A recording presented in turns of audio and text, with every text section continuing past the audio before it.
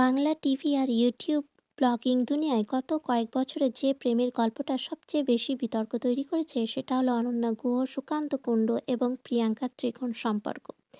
একদিকে 8 বছরের পুরনো প্রেম, অন্যদিকে নতুন সম্পর্ক, আর মাঝখানে সোশ্যাল মিডিয়ার ট্রোলিং, অভিযোগ আর অসংখ্য প্রশ্ন।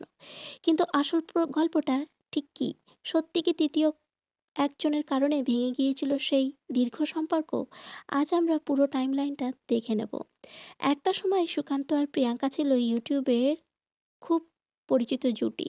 তারা একসাথে ব্লগ বানাতেন, ট্রাভেল ভিডিও করতেন, আর তাদের কেমিস্ট্রি দর্শকের খুব পছন্দ ছিল। প্রায় 8 বছরের দীর্ঘ সম্পর্ক ছিল তাদের। অনেক ভক্ত তো ভাবতেন খুব তাড়াতাড়ি হয়তো তাদের বিয়েও হবে। কিন্তু বাইরে থেকে সবকিছু যতই পারফেক্ট দেখাক, ভেতরে ভেতরে নাকি তখনই ধীরে ধীরে সমস্যা শুরু হয়ে গিয়েছিল। 2022 সালের শেষ দিক থেকেই পরিস্থিতি বদলাতে শুরু করে।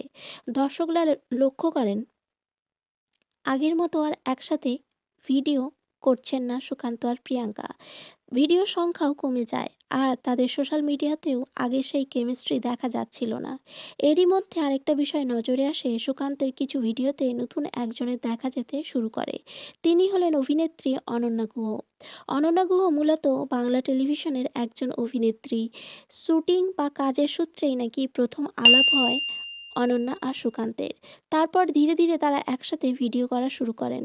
এই সময় থেকেই সোশ্যাল মিডিয়ায় গুঞ্জন শুরু হয়। অনেকেই বলতে থাকেন সুকান্ত আর অনন্যার মধ্যে কি শুধুই বন্ধুত্ব, নাকি এর পেছনে আরও কিছু আছে। যদিও সেই সময় কেউই বিষয়টা নিয়ে খোলাখুলি কিছু বলেননি। তবে 2023 সালের মাঝামাঝিতেই হঠাৎই সামনে আসে বড় খবর, সুকান্ত এবং প্রিয়াঙ্কা আর একসাথে নেই। তাদের দীর্ঘ 8 বছরের সম্পর্ক ভেঙে গেছে। সুকান্ত আর প্রিয়াঙ্কা দুজনেই তাদের সমস্ত রকম ছবি দুজনের প্রোফাইল থেকেই ডিলিট বা মুছে দেন।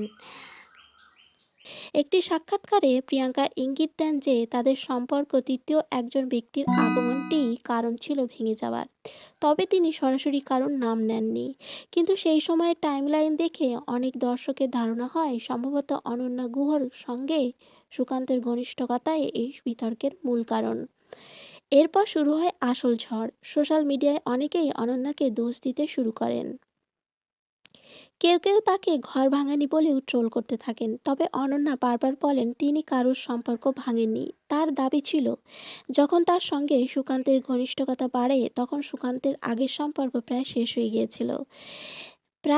গিয়েছিল, কিন্তু সেই একটু হিসাব করে দেখলে বোঝা যায় তাদের সম্পর্কে তখনও কিছু বাকি ছিল। যেহেতু সেই স্পেসটা সুকান্ত আর প্রিয়াঙ্কা পায়নি, তার মধ্যেই অনন্যা চলে এসেছিল। তাই কোথাও না কোথাও অনন্যায় তৃতীয় ব্যক্তি। সময়ের সঙ্গে সঙ্গে পরিস্থিতি একটু শান্ত হয়। তারপর 2024 সালের দিকে সুকান্ত এবং অনন্যা নিজেদের সম্পর্কের কথা স্বীকার করেন এবং প্রকাশ করেন। তাদের একসাথে দেখা যেতে থাকে বিভিন্ন অনুষ্ঠান এবং ভিডিওতে। ধীরে ধীরে তাদের সম্পর্ক নিয়ে আগের সেই বিতর্ক কিছুটা কমে যায়। তারপর আসে বড় ঘোষণা। 2025 সালের 9 ফেব্রুয়ারি সুকান্ত ও অনন্যার এঙ্গেজমেন্ট সম্পন্ন হয়। আর এখন জানা যাচ্ছে 2026 সালের 9 মার্চ তাদের বিয়ে হবে। সব বিতর্ক, ট্রোলিং আর সমালোচনা পেরিয়ে অবশেষে তারা নতুন জীবন শুরু করতে চলেছেন।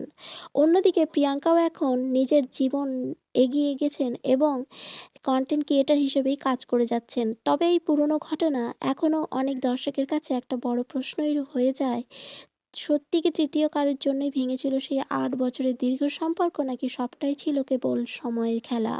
আপনার কি মনে হয়? কমেন্টে জানাতে ভুলবেন না। যদি ভিডিওটা ভালো লাগে তাহলে একটা লাইক করুন, আর এরকমই তথ্য পেতে দ্য বং স্পিল চ্যানেলটি সাবস্ক্রাইব করে পাশে থাকুন।